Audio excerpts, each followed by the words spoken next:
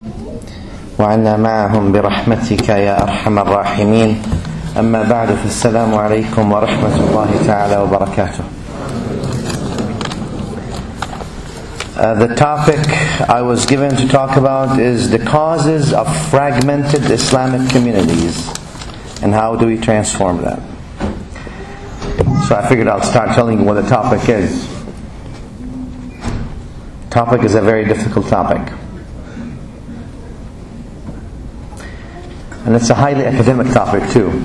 So I hope, I know all of you are scholars in your fields, so I hope that you put up with me through that. The reason for that is there's two ways of doing this. Either sugarcoat everything and say everything is fine and dandy, or we become more candid with ourselves and resort to constructive criticism so we can benefit from it. So my conscience would not allow me to sugarcoat. And I came all the way from Atlanta, Georgia, so I'm going to give you the raw deal as is. But before I do that, I'm going to make a disclaimer. Number one, I'm going to talk about our constructive criticism as an ummah. Specifically Ahlul Sunnah wal Jama'ah, us, the group we belong to. Let me tell you this, and you all know, when things are not going well, we look back to see what went wrong in any individual's life. When things don't go well in anything that you do, you start going and saying, where did I go wrong? What did I make? What did I make a mistake? What was going on that was not right in what I did? Well, obviously, we are all, as an ummah basically, we're going through that. So we're trying to see where we went wrong. The Prophet ﷺ, as you know, I would probably prefer more a spiritual topic than this difficult topic. But the reason for that is the Prophet ﷺ came to the Arabian Peninsula, which was locked in violence and wars. People in the Arabian Peninsula before the Prophet ﷺ would fight 40 years over a line of poetry from one tribe to the other. Blood was shed. People buried their own children. People lived off of robbery of the other. It was a jungle. In other words, the bigger tribe enslaves the smaller tribe. Might made right. This is the atmosphere in which the Prophet ﷺ emerged as the voice that's calling for constructive criticism of his own community and his own society, endangering himself ﷺ. He gave us all the duty, or the collective duty, of self-criticism. In times of weakness, or in times of not so great prosperity, maybe as far as unity of the ummah, we always seek to blame because it's easier. We blame this, we blame that, we blame that kind of party, we blame the media, we blame because it's easy to blame. It's not our fault, it's their fault. Versus where we see Al-Quran Al-Kareem insists that we only have ourselves to blame. So An-Nabi Al-A'zam sallallahu alayhi wa sallam brought treatment to a highly fragmented or severely fragmented community in the Arabian Peninsula. As you all know, the Arabian Peninsula that the Prophet ﷺ united in a very record time, which now it is about 9 countries. I don't know how many centuries it would take to unite the 9 countries now. But the Nabi ﷺ united them back then, and he gave them the prophetic treatment. Obviously the result is excellent. But wait, the treatment was oftentimes painful. So, you all know that treatment, medications don't necessarily taste good. When we talk about the causes of fragmented Islamic communities or the Islamic Ummah, I want you to keep that in mind. Because as you all know in medicine, if someone falls sick, before you go and get well, when you go to the doctor, they first have to diagnose what is the problem. Then they give you the treatment. Our problem, I feel, is that we need to know the problems, and the problems are the causes. What made us so fragmented from the get-go? Then, once we know what the problem is, or what the problems are, then, and only then, we can treat them. Otherwise, we will always pretend that there's nothing. So, very candidly, I'm going to start. Bismillah ar-Rahman ar-Rahim. فَإِن تَنَازَعْتُمْ فِي شَيْءٍ فَرُدُّوهُ إِلَى اللَّهِ وَالرَّسُولِ إِن كُنتُمْ تُؤْمِنُونَ بِاللَّهِ وَالْيَوْمِ الْآخِرِ. I want you to keep this as our banner, which Al-Quran Al-Kareem says, Allah subhanahu wa ta'ala says, which means if you disagree about anything, you should take it back to Allah and His Prophet sallallahu alaihi wasallam. If you believe in Allah and the Day of Judgment. So now, the standard of the disagreement made very clear. The Ummah became groups, lots of groups. I'm going to talk about intra, within Ahl Sunnah mainly, and I'm going to talk about the Ummah in general, but my focus is us. Within Ahl Sunnah, even within Ahl Sunnah we became groups, fragmented. I'm not going to mention any names of groups, and this is not meant towards any group specifically. In fact, I mean it equally on all of them, including whatever, me, myself, so I'm not innocent of that. So, equally so, because we're not here to target anyone specifically. There's no need to demonize anyone. We're talking equally, and we're talking the conditions of the fragmented Ummah. What made us so fragmented? There's a point where Al-Quran Al-Kareem says, Bismillah ar-Rahman ar-Rahim, هُوَ سَمَّاكُمُ الْمُسْلِمِينَ مِنْ قَبْلِ, which means Allah named you Muslims. Remember this ayah. هُوَ سَمَّاكُمْ الْمُسْلِمِينَ. He named you, He named us Muslims. Muslims. Simple as that. Okay? Notice, nowadays that's oftentimes not good enough for many people. But He named us Muslims. Okay. I am not saying that we should not say, okay, we are Muslims from Ahl Sunnah wal Jama'ah, so we have our own groups, and then within Ahl Sunnah you see you have the X, Y, Z, etc. This, I don't personally see a problem in belonging to groups within the Muslim Ummah or within Ahl Sunnah, as long as three things are met. Number one, that belonging does not make you think, does not bring you pride simply because you belong to that group. I belong, again I'm just going to use just names with absolutely no effect to them. I am from this group, that means I am this. Number two, that belonging to a group does not make you think you are better than the other group simply because you belong to that group. So you belittle other Muslims based on that. Number three, that belonging to that group does not disable self-criticism, because we are all fallible and we all make mistakes. The only ones that are infallible are the prophets, may Allah be pleased with them, or may Allah's peace be upon them. Okay. What I have said does not mean we should not refute innovations of evil, or we should not refute people who do innovations. But our refutation to innovators ought to always remain within the boundaries of Islam, and that we have not stripped them from their rights as Muslims. Because the Nabi sallallahu alayhi wa sallam said, hadith authentic, fi Sahih Imam Muslim, he says, Al-Muslimu akhul Muslim. The Muslim is the brother of the Muslim. La yahqiruh, wa la yadhlimuh, wa la yakhdhiluh. Does not belittle him, does not insult him, does not do oppression or dhulm against him. Okay, so how did it all start? Well,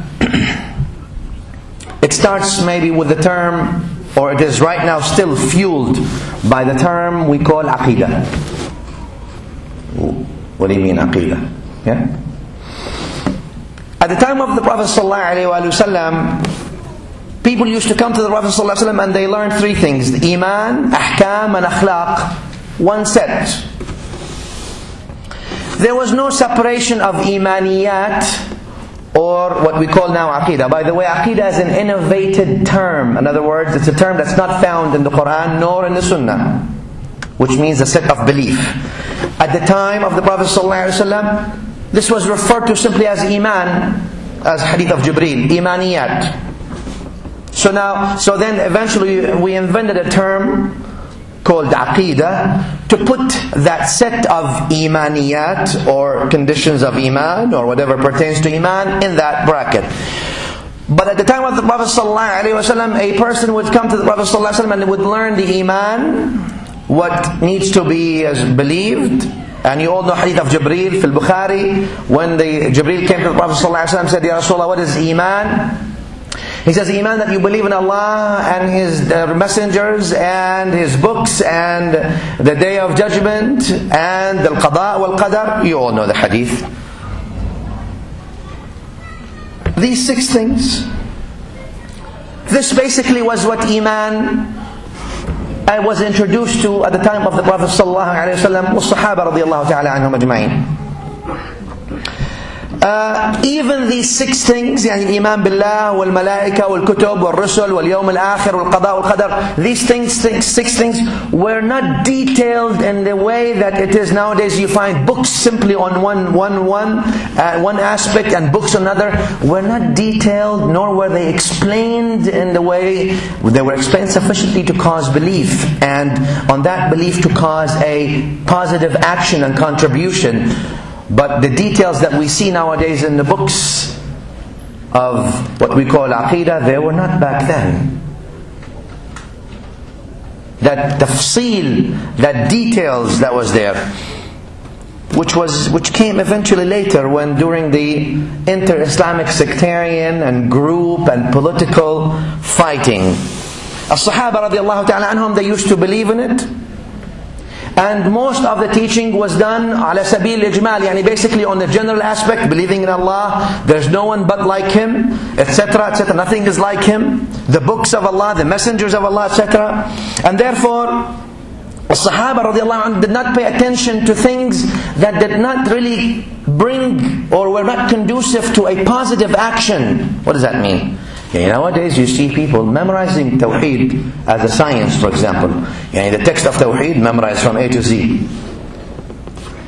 Tawheed that is now words, that's memorized, theoretical Tawheed. But the practical application of that Tawheed is not there. That when I believe in Allah, what is the practical application of that? What is that experiential tawheed implication on me, on myself, on my family, on my community, in the world? What does it do? Or it's simply theoretical information stuck there. That separation was not there. Therefore you would see, and you all have heard and read, an A'rabi Bedouin comes to the Prophet ﷺ and asks him, he becomes Muslim. What do I have to do? Tashhad an la ilaha illallah, Muhammadan Rasulullah. You do your salah, you show him how to do the salah. You do your zakah, hajj one time. And that man goes back to the desert where he came from. Assalamu alaikum wa rahmatullahi wa barakatuh. And no one doubts his Islam or Iman. In fact, everybody says, Sahabi, may Allah be pleased with him. Without having to go into all this. How did things change? Well, in the times of intra-Islamic groupings and sects and all these things that came, the term Aqidah underwent or has undergone expansion, massive expansion, to include many things that the various groups were fighting about, even within Ahl Sunnah. Having known that now, and how things got expanded, now this became the standard, this expansion. Among the first causes of our fragmentation is that the mistake is old. What does that mean? Well, nowadays, 1431 years, we still argue and fight about things within our communities. And everyone resort back to what? To the old books. The scholars are great, and Allah blessed this ummah with great scholars. And Allah subhanahu wa ta'ala preserved this deen through the righteous things said by scholars. But remember that no one is infallible but the prophets, alayhimus salam. So oftentimes when we disagree with each other, we resort back to the old books, but specifically oftentimes to the mistakes in the old books. So we can say that, well, in the pious predecessors' time, they did takfir of the other, and they did tafsiq, they declared them fasiq, and they did tabdi', and they declared them people of bid'ah of the others, so we can do that. The pious predecessors. Well, that's another term that we find nowadays. The thing with the term is, everyone has a pious, every group within Ahl Sunnah, and not only within Ahl Sunnah, the Khawarij also have predecessors they call pious, and the Shia also have predecessors they call pious, and the Mu'tazila also have predecessors they call pious, and we have predecessors we call pious, and within us the Shafi'is have predecessors they call pious, versus the Hanbalis, versus the Ash'aris, versus the etc., Sufis, etc. Everyone has predecessors that are called pious to them. So even the term pious predecessors now is subjugated to the grouping. Which group are you talking about?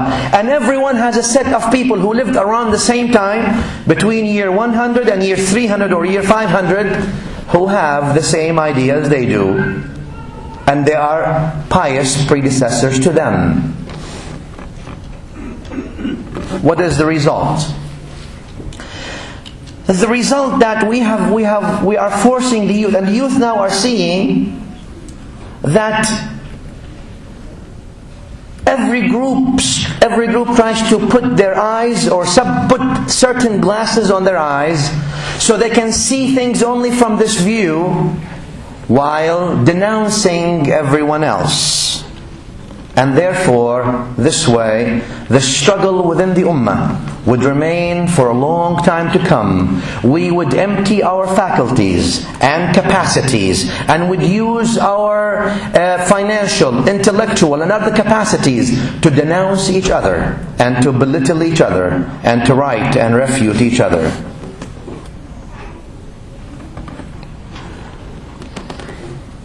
Furthermore, then in our path of fragmentation, we would want to tell the world, this is from our own limited view of what Islam is, where we prioritize small little tiny issues that we disagree about and make it the front address for Islam.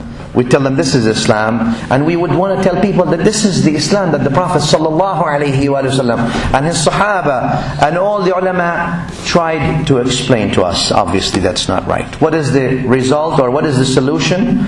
Well, the solution needs lots of research. Therefore nowadays you see the youth are scattered, and the productivity of the Ummah is diminished. Research and sincerity in that research. Just being fair in our research. Being fair so we can employ our faculties in things that make us united, versus devoting our energies to things that make us divided. That's difficult to achieve. The reason for that is because number one, the love of the dunya. We don't want to do that. What do you mean love of the dunya? Well, there are jobs that have to do with that. There are positions. There is the praise that you are a good, pure, strong Sunni, right? Or whatever it is that somebody says. For whatever that group is, if you are then, let's say from the Sufi, they say, oh, you are strong. So if you are from the Salafi, they say, you're strong, so mashallah, and all these things. So wanting to get the praise, seeking the praise, or wanting the dunya, or simply wanting to be safe from being slandered. Or ignorance in the essential objectives, the maqasid of the Sharia. Simple ignorance in that. Okay.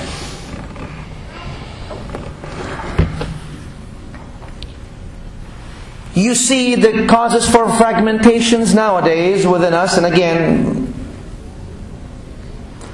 that we have set now other books other than the book and the sunnah. Because now we claim, look, but you can't understand the book and the sunnah. I mean, come on. You got to go through so many things and all that stuff, and million years to get, light years to get there. And Allah says, وَلَقَدْ يَسَّرْنَا الْقُرْآنَ لِلذِّكْرِ. Quran has been made easy. Like, so now we put other books. Those books are usually the first things and the most important. Those books teach us basically from every group how different you are from the other group, and how good you are because now you're part of this group, and how evil everyone else is. And that you are the only saved group. Everyone else is from the 73 that's going to Jahannam. وَبِئْسَ الْمَصِيرِ.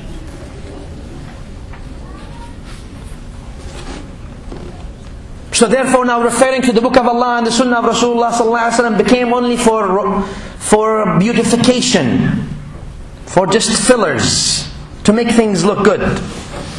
And to give our people and the line that we belong to great titles. That's the way, while we insist on giving everyone's, diminish them from any titles or anything. And therefore, being a Muslim to any of these groups was not good enough. What kind of Muslim are? What group do you belong to? What is it? And remember that every sect now, they claim, every sect, including the Khawarij, by the way. Not only I'm talking about Ahlul Sunnah. Yani within Ahlul Sunnah, everyone claims to follow the book and the Sunnah. That's just granted, because that's the name. The name indicates that even the Khawarij and the Shia and all these groups within the Islamic, under the Islamic umbrella, they all claim to follow the book and the Sunnah. So the claim, there's nothing new behind the claim. But the substantiation of the claim is what is lacking. Alright. Who's benefiting from all that? Those who don't like Muslims. And let me say this, not because they made this, like we'd like to say, oh, they did this, all these things. It's because of our own doings. Because our own focusing on these little things, while we're forgetting the general imaniyat, the general principles of iman, the general ahkam, the general akhlaq of Islam. Being good, being decent, being truthful, being honest, being fair, being just.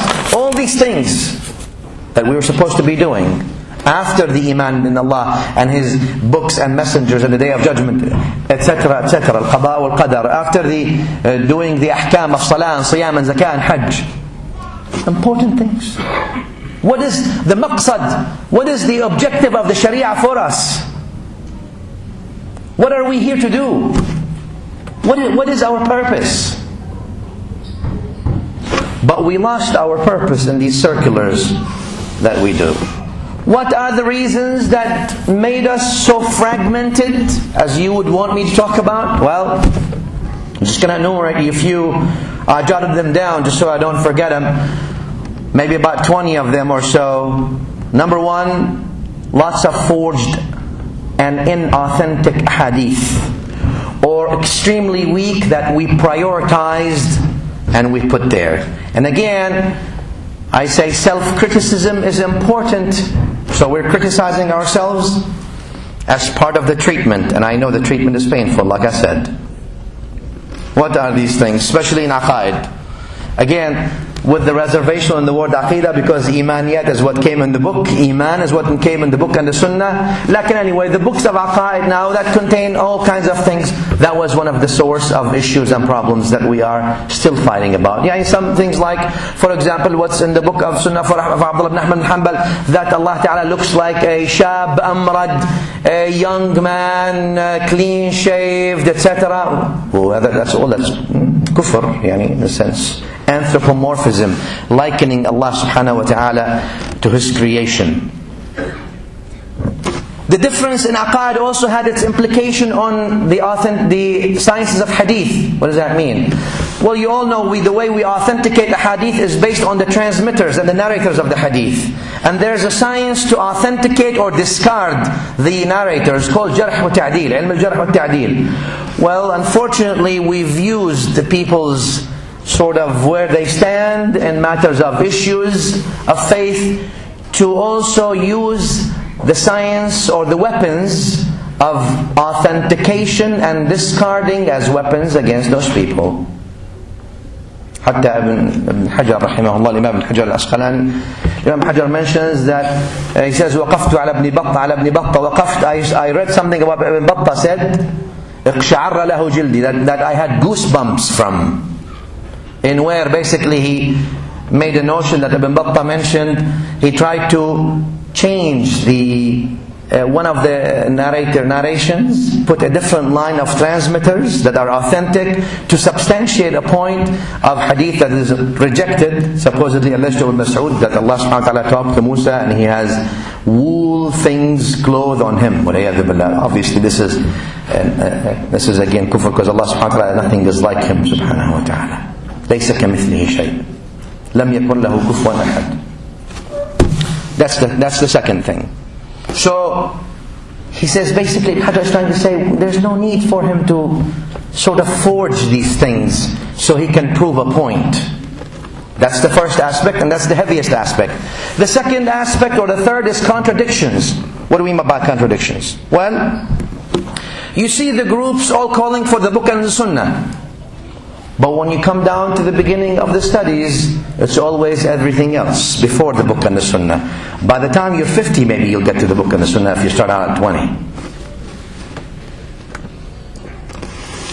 20. You see a second sign of the groups, you see the groupings and then the group mentalities, and maybe close to cult mentality sometimes, where they are warning from being who are extreme, excessive. I don't mean extreme now in the geopolitical or the political term.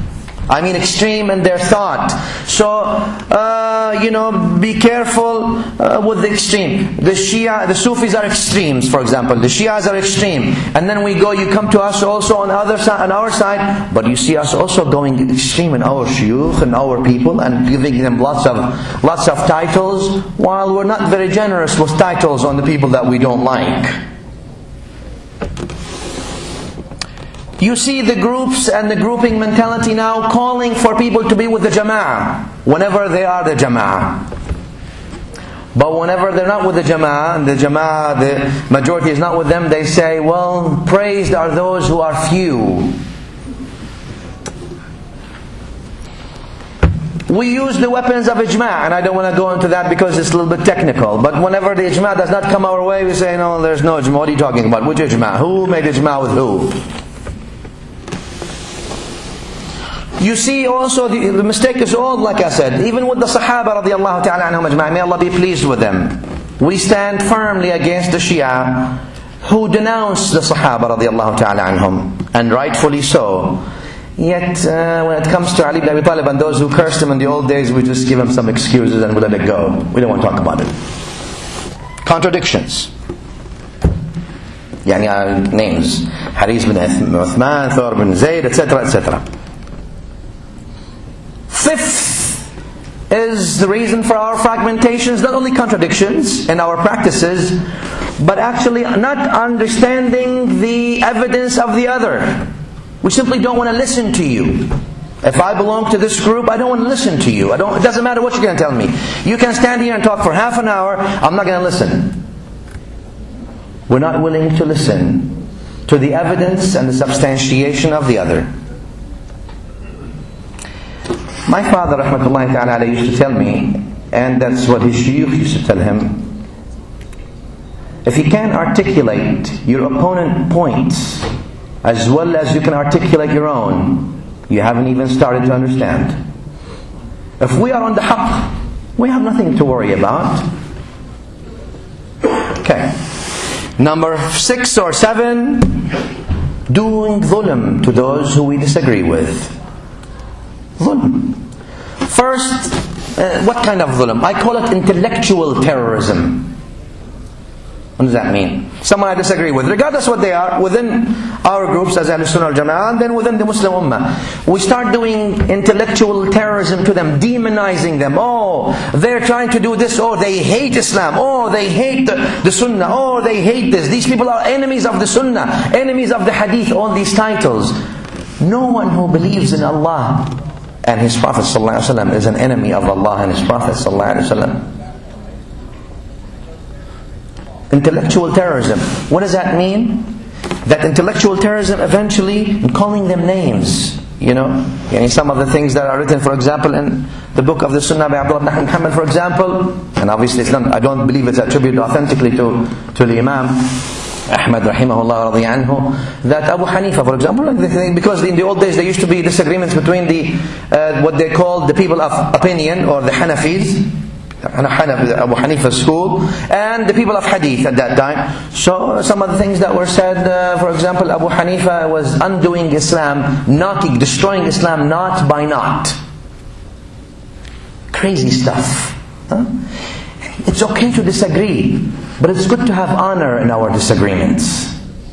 I don't maintain that people now believe that, but they're still there. I told you the mistake is old, and oftentimes we still take our attitudes from the old mistakes. What does intellectual terrorism lead to? Physical violence. And first, you strip people from their right and their dignity. They're no longer human beings. They're there to get you. They're there to destroy the Sunnah. Wake up, do something. So now what happens is, basically that translates to physical violence. And that actually happened in the old days. We'll go back to the Seerah of Ibn Jarir, Imam Ibn Jarir al-Tabari, the Mufassir, the big Mufassir, was hit and beaten, etc., etc., etc. You all know that, and you can see that. Also, that Ibn al-Athir mentions in year 323, that many of at the time of the Barbahari, many of the Hanbalis at that time, they testified, they were bearing false witness on people just to get them in trouble, because they were from different schools. Al-Faqih al-Bawri al-Shafi'i rahimahullah, who died in 567 Hijri, they came and they gave him poison sweet just because he was from a different school. Al-Imam ibn Fawrak, the known one, the mutakallim, he was more to the Ash'ari. So the people, the Karramis, or the people of the Hanbali, or closer to the Hanbali school, they came and also killed him. Things were like this, simply because now from intellectual terrorism we move to physical violence. Another reason, or 8th or 9th reason, is simply feeling free to misquote and misrepresent the other. Oh no. They don't do that. Just like when we talk about others, for example, the people, I don't want to mention this, I don't want to mention any groups, so I want to be broad, but they do this, so we feel no problem to go extreme in mentioning things. They worship graves. And who worships graves? Worshipping? They make a mistake, but worshipping is big. No, they don't believe in Allah subhanahu wa ta'ala. Big things, and that's just iftira. That's really lying. It's forgery, fabricating. That's not what they say. When you want to judge your opponent, take their own words. See what they say, and then try to do it. And then try to refute and put your question on it. But don't do that. And then another, that 10 maybe, the 10th issue, the reason or causes for our fragmentation, is because not only we do that, we terrorize others. If you don't do this, you're also kafir like them. Number 11. The reasons for our fragmentation is also that we disable self-criticism on us. but we've enabled it on everyone else. So we don't see the faults in us and the imperfections, but we have a microscope, not a telescope, a microscope on the imperfections and faults of everybody else within the Muslim Ummah. Okay? Number 11 or 12 or whatever, I don't know where I got to now. Reactionaries. What does that mean? We became reactionaries. So, what does that mean? Jahm bin Safwan, one of the people in the old days, they said that Allah subhanahu wa ta'ala exists everywhere, which is obviously a problem because everywhere is a creation. Allah is the creator of everywhere. So we went now to say, we take everything in the Quran literally, and we say this is what Allah wants from us. Reaction. The Hanafis at that time took opinions. So now we went and we tried to find, or if not find, made hadith or things, attribute things to the Salaf radiallahu anhum to say that saying with opinion is against the Sharia, etc., etc., etc. Hatred of the Shia. So we don't like the Shia because they denounce the Sahaba. So what do? Ahlul Bayt disappearing totally. We don't even talk about them. Why? Don't talk about them. Hatta now, if you name a masjid, Ali ibn Abi Talib, they say, what is this, Shia masjid? This is the 4th Khalifa. Huh? You talk about Ahlul Bayt, oh, this is Shia. Notice? So, became reactionary. Number 13 or 14, not understanding the meaning of the words of the terms. What does Ahlul Sunnah mean? Does that mean we follow the Sunnah? Or does it mean it's a geopolitical term simply because we are born in an environment we are called Sunnis? Ahlul Sunnah are we Ahlul Sunnah. One of our Shaykh in Morocco, Shaykh Muhammad Zamzami rahimahullah, used to say many of the people who call themselves Ahlul Sunnah nowadays are probably more worthy of Ahlul Bid'ah, because there's more Bid'ah in their lives than Sunnah. So they should be Ahlul Bid'ah rather than Ahlul Sunnah in a sense. So even the term became vacant from its meaning. Number 14 or 15, legislating hatred amongst Muslims. I'll give you texts and page numbers. In the book of the Sunnah for Al-Barbahari, one of the Salaf, he used to say, I eat with a Jew and a Christian, but I would never sit and eat with someone with a bid'ah. While Nabi sallallahu alaihi wasallam says, كل المسلم على المسلم حرام. Al-Muslim أخو المسلم. And this legislating hate, I would hate someone with a bid'ah, so I would eat with anyone, but not with him. من انتهر صاحب بدعة آمنه الله يوم الفزع الأكبر. If you humiliate a Muslim with a bid'ah, Allah will give you safety in the day of judgment. There's the book of Abdullah bin Ahmad, he says that the human being is rewarded for belittling Abu Hanifa and his people and hating them. Legislating. The reason I'm giving you these old examples because we can go back to them with the page and number. But people are doing the same things nowadays to the groups nowadays. Reasons for our fragmentation. Okay. Legislation, hatred. Hate them. You should hate them because they're not like us. We are the only ones. Number 15 or another one is discouraging from going back to the Quran and the authentic Sunnah, while encouraging to go back to the opinions of the scholars. Everyone has their own group of Salaf, as I told you, and everyone goes back to that group. And they're actually quotations from the book of the Sunnah for Al-Barbahari. He says, if you talk to people, if you hear people, you bring someone the saying of the scholar and he wants the Quran, no, leave him, stay from him. So discouraging from going back to the Quran, because everybody says the Quran, right? The Quran is the one that brings us all together. But no, we want to make sure that we want to condition the Quran. After that also, legislating being happy for the disasters that happen to other Muslims that we don't like. And this is against humanity to start with. It's against our human instinct to be happy for some problems that happen to other Muslims or not even non-Muslims. We are not people who feel happy for disasters or bad things that happen to non-Muslims, because we are an extension of the mercy to the universe, let alone to other Muslims. But you see that also happening. The other reason for our fragmentation is because we judge the niyyah, the intentions of others. They want to do this, that's what they want to do. No. How do you know their niyyah? I'm telling you all these things, and I'm going to finish in just a couple of minutes, inshallah. But I'm telling you all this because if we don't know the problems, we will never be able to correct them. Sayyidina Hudhayfa ibn al-Yaman, and I'll give you this hadith sahih. Sayyidina Hudhayfa used to stand behind the Prophet ﷺ, and he says they used to come to the Prophet ﷺ and ask him for good things to do. And I used to wait, and then I would ask him for evil things. Why? He says, so I can avoid them.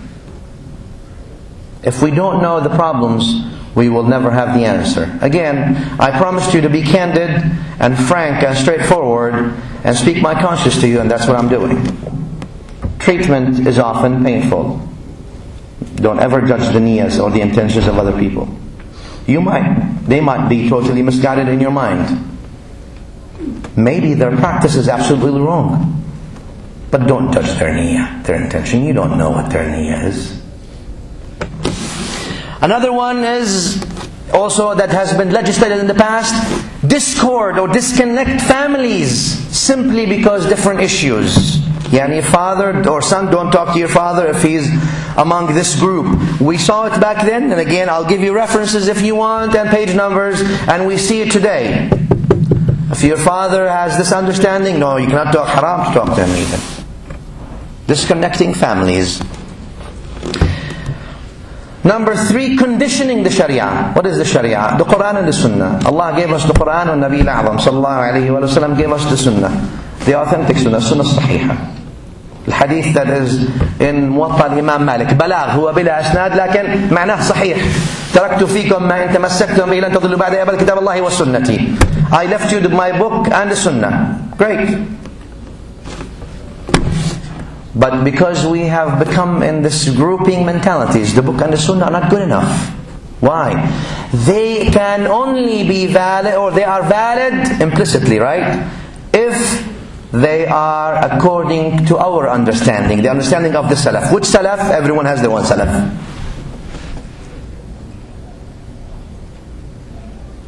Istidrak. This is conditioning the book and the Sunnah. Though no one can condition the book and the Sunnah. In fact, any Salaf and all the Salaf and everyone from the Salaf to the Khalaf, yani from Abu Bakr Siddiq radiyallahu ta'ala anhu, the best and the biggest Sahabi, all the way to the last one in this Ummah, must and are obligated and are judged by the standard, the book and the Sunnah of the Prophet sallallahu alaihi wasallam. No one is infallible after that. But nowadays we say, oh no, book and Sunnah, every bid'ah will bring it. No, you have to understand this. So the conditioning of the book and the Sunnah. What do we do? What's the solution? The solution, dear brothers and sisters, is to look at our deen in its maqsad. What is the objective of this deen? What are we here to accomplish and do? And to strip yourself from the sectarianism. Yes, we follow the book. Yes, we follow the Sunnah. We love the Sahaba. We love Ahlul Bayt. We have this. We combine all these things. But make sure that we avoid the mistakes of the past, because there are many powerful forces nowadays in